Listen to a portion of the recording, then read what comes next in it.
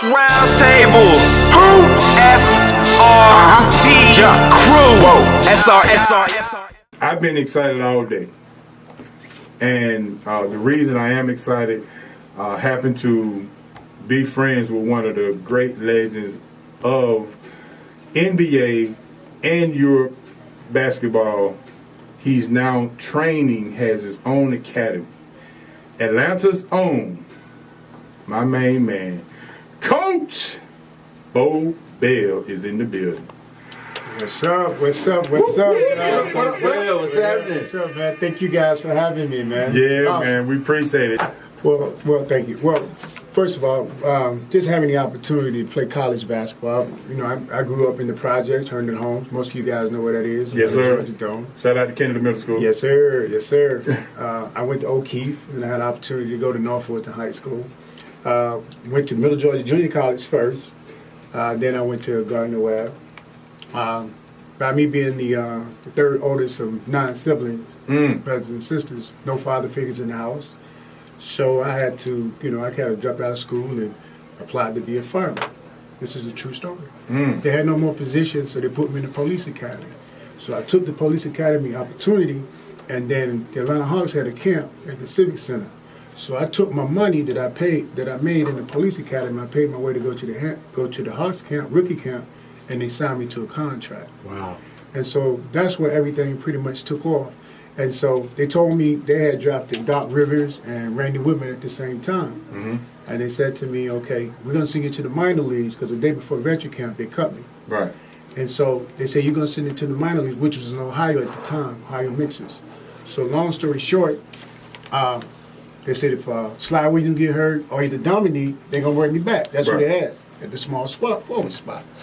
So went up there, did well, got co-rookie of the year. Dominique and Sly got hurt at the same time. I got no calls. Now I'm doing work, so I was kind of upset. And so came back home playing the summer pro-am league. You remember how that thing used to be at Clark College? It used to be strong, all the NBA guys.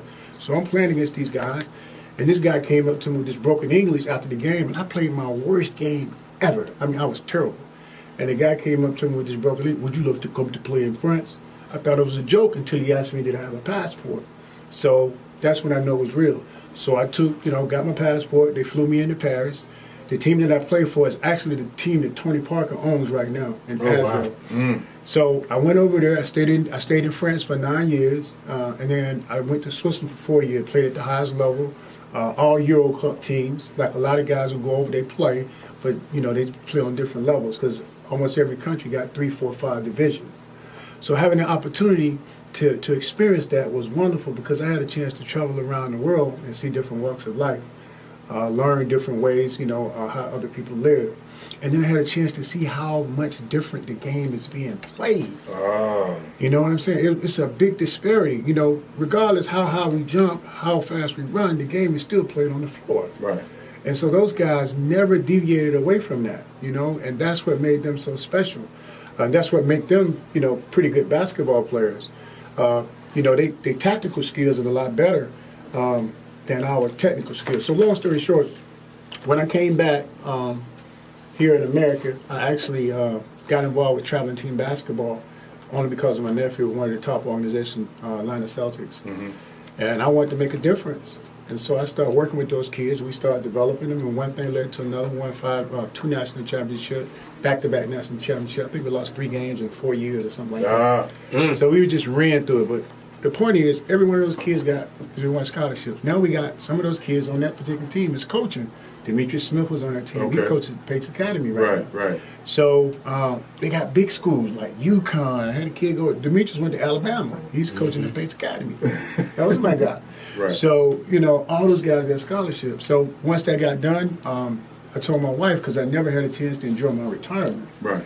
And so I said, babe, listen, I'm gonna try it again. I'm saying after I get my nephew through, I'm done. And so a guy came up to me, man. He was an FBI agent. And he said, man, look, I got this team, man. Just come and see it, man. Just come to practice. So I went to the practice. Remember now, I was done after the first one. Right. So going to practice, these kids were 13 years old. So in the practice, you had Louis Wiggins. Okay. You had Sherrod Curry, who's now in Europe. Sherrod Curry. You had Jared Cook, who's the tight end, right now. I think they traded him. Who is he with right now? You had Jared Cook. Well, he used to be with. He was at Green Bay last year. Jared Cook, the tight end, he was out center. We just had a bunch of really good young athletes. So I went back home, told my wife, I said, "Look, I gotta help these kids, man. I gotta help them." So I took that team, did the same thing. We developed them and developed the talent. And the thing about coaching traveling team basketball, a lot of people are doing it, and they're doing it, doing the best they can.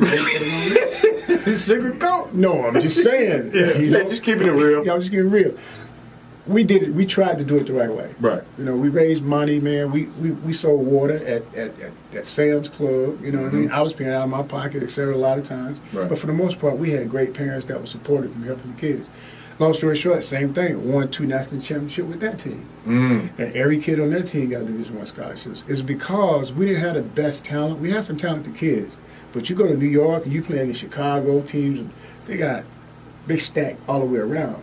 So what separated us is how we played the game. We played with the whole European philosophy, read and react principles.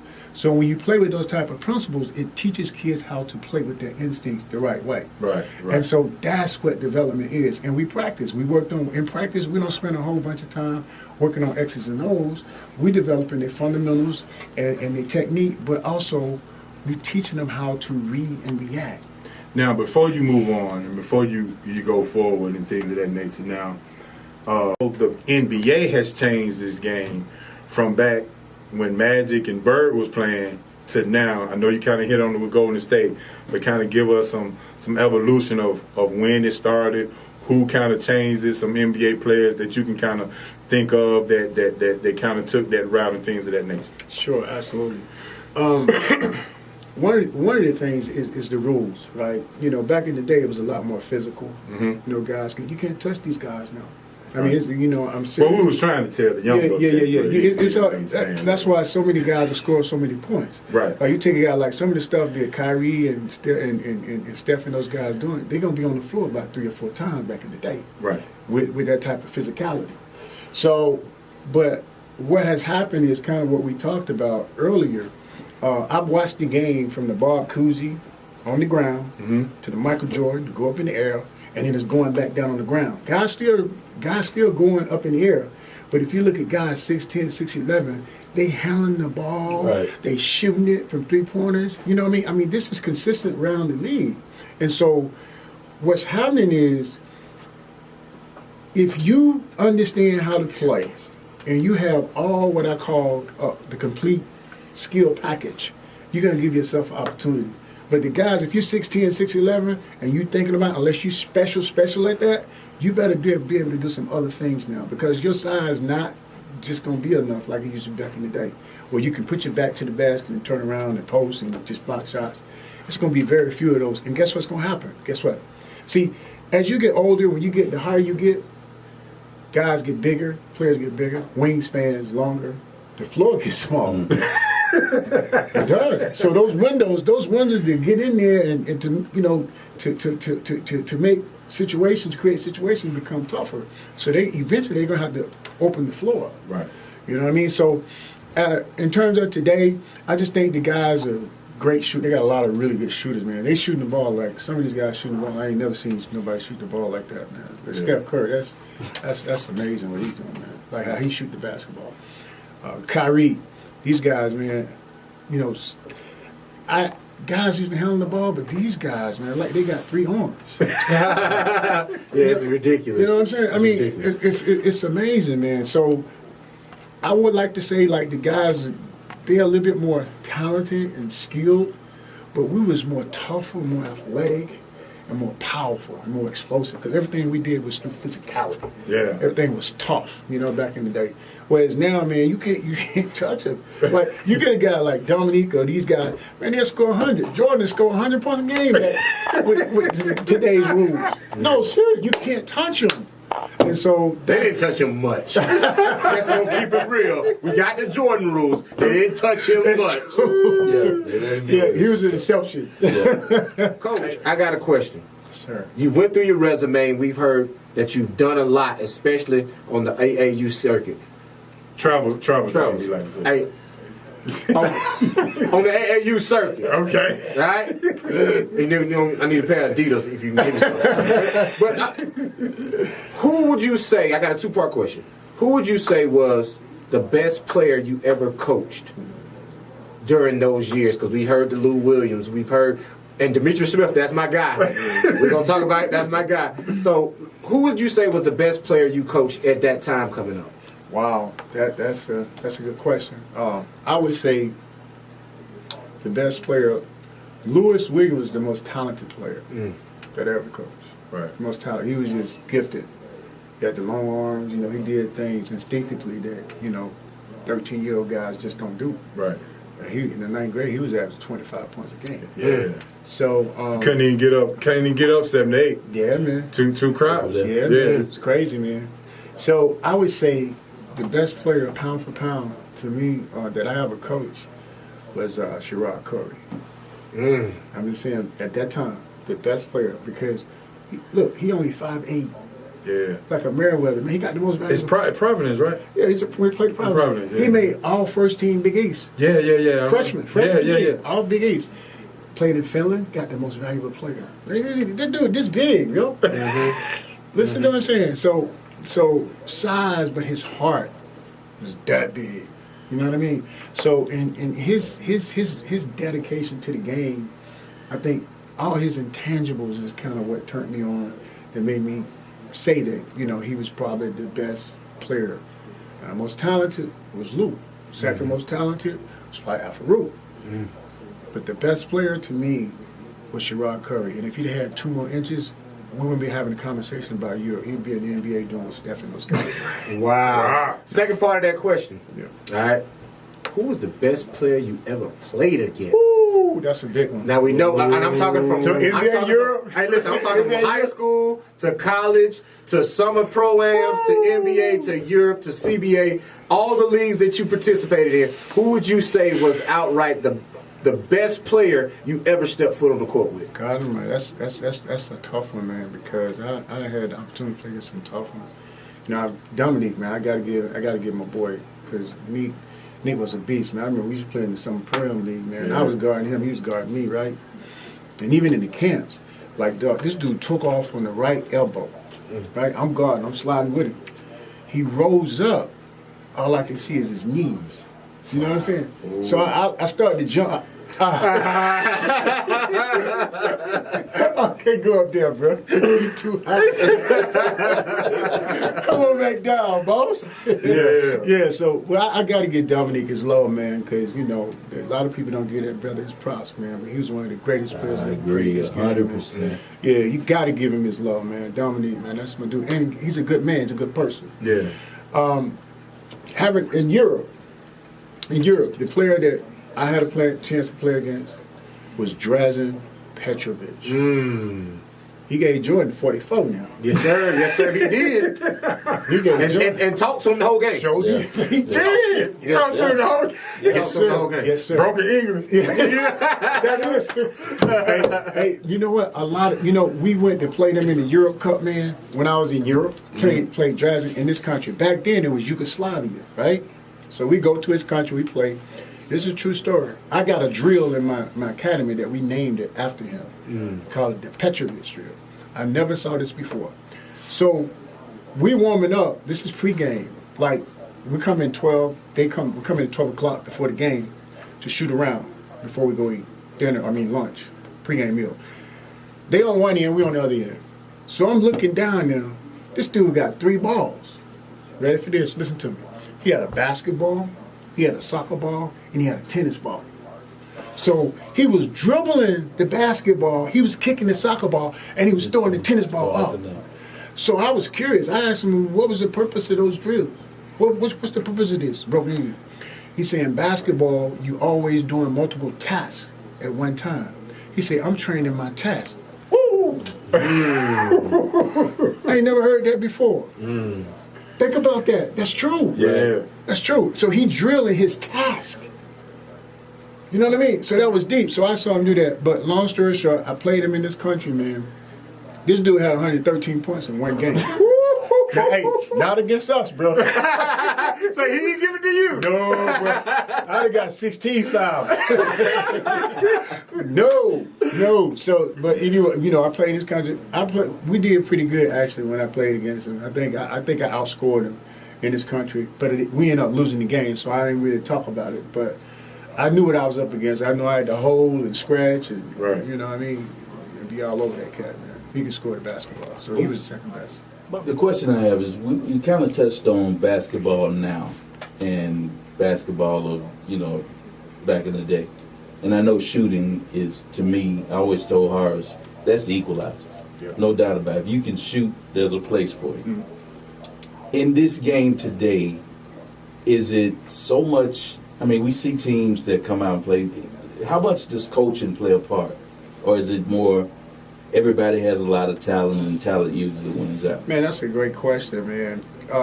Every level is different. Like, for example, NBA. Let's start there first. On the NBA, if you look at most teams, most of those teams got good leaders on the team. Like LeBron, with Cavaliers, he's a coach. He's coaching. We say that all the time. And he's the GM. Yeah, so they got locker room guys. They got strong presence because these guys make so much money, man. You know what I mean? So coaching does make a difference because you got to be able to organize and structure and give them a system that everybody buy into. But for the most part, it's not about X's and O's. It's about Mo and Joe making plays. And so when those guys decide that, hey, we're going to play as a unit and play as a team, then that's when it all comes together. When they walk through that door, everybody has to leave their ego outside the door. And making that kind of money is very hard to do that. So the coaches that are able to do that, you gotta take your hat off to them. And I'm gonna tell you, the best coach in the history to me is my pop and Spurs, man. He cracked the code a long time ago. Preach. We talked a lot about overseas and what the game is today. And we did talk about, the kids coming up. What would be your greatest advice to a kid who has a desire of playing basketball on the next level? Because you got a lot of con artists out here. Hey, come train, street agents. Come out here, train with me. Come out here. Hey, go do this. What would be your advice on a kid who has a real desire, has the talent to play? And I'm not talking Division I, because you can play plenty of levels of college basketball. You really want to get a free education. Right. What would be your advice to those kids who want to come up and have desire to play on the next level? That's another loaded question. My advice is, first of all, do your research. Do your research. People tell you about their background, their credibility. The internet has volume of information right now that you can find out who's real and who's not. Do your research. Everybody gonna sell you like it's the best situation, but do your research and find a situation where somebody is gonna not develop you just as a basketball player, but as a man. As a man. And that's the 85% I was talking about, the mental part. You see what I'm saying? So everybody rolling the ball out, just like in our basketball academy. We train kids from 3, 4, 5 years old all the way up to NBA, WNBA players. We don't discriminate.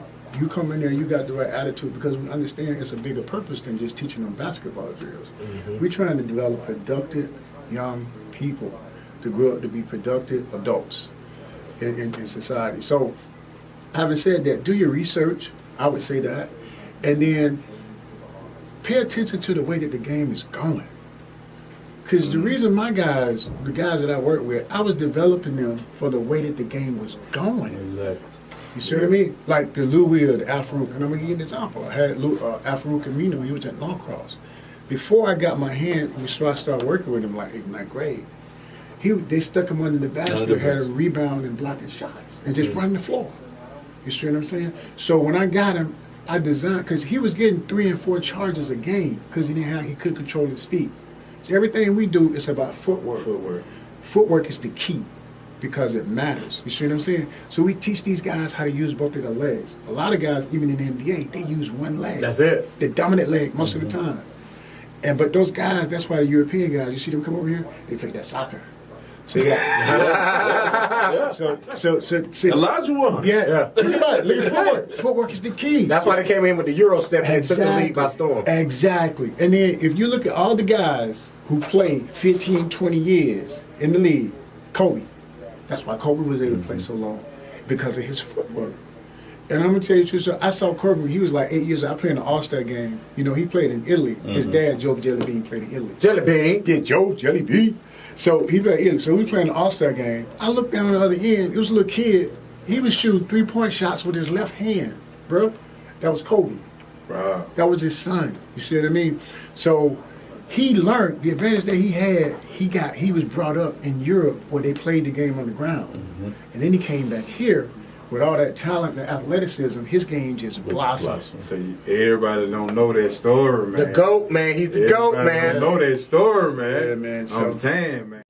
Before we move on, because we got to get ready to get up out of here. Before you move on, please tell everybody where they can find you, how they can get in contact with you, your website and things of that nature. Just let everybody know the name of your academy and things of that nature. okay. All right. Yes.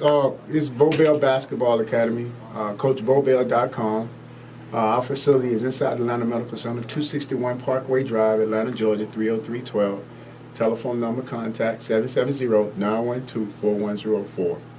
We're on Instagram, CoachBobell.com. Follow us.